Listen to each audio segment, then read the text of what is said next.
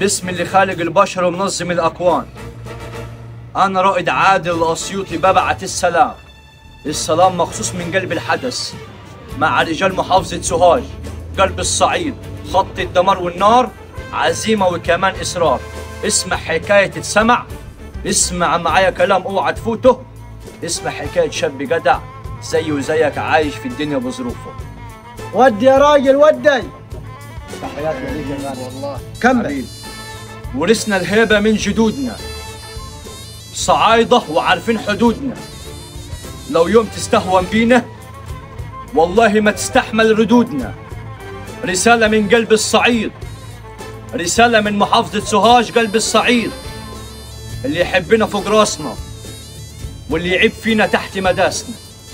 احنا الأصل واحنا الأصول، واحنا اللي فعلنا يسبق القول. فينا الهيبة وفينا الطيبة، ماشيين في الطريق معدول. سكينة الرجالة ما فيهاش طلقة في شنك. وقت الضيقة في ظهرك يغنوك عن أي بنك.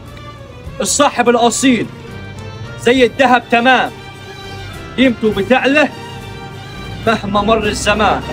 عجبي على ناس فيهم العبر ولابسين توب الفضيلة، عاملين ولاد ناس وهم غجر، لا تربية ولا أصل ولا عيلة. طب اسمع، الزمان خالف وعوده، اللي راحوا يا ريت يعودوا. في البستان دبلت وروده، حتى باب الدار حزين. مريت في يوم على دار الحبايب، لقيت الدار بتبكي والبكا زايد.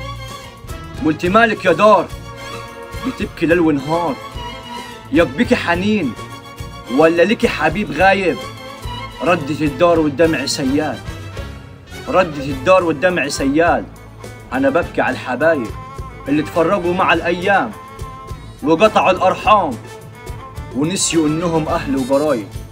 غلطان قوي أنا، عدت سنين ما حسبتهاش.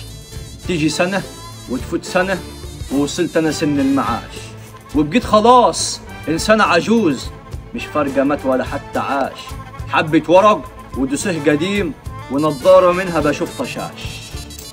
ببعت السلام لأبو الشيخ وهيثم الفنان والزعيم والباشا بتاعنا اللي منورنا، وببعت السلام مخصوص لكل محافظة سوهاج، وأقول في ناس بيوتها من طين، في ناس بيوتها من طين بس قلبها ذهب، وناس عايشة في قصور وما تربتش على الأصول. اخسى عليك يا زمن قلاب، بتكذب الصادق وتصدق الكذاب، وسلت الأسد وطمعت فيه الكلاب، وغيرت معادن الناس وحولت الذهب لتراب.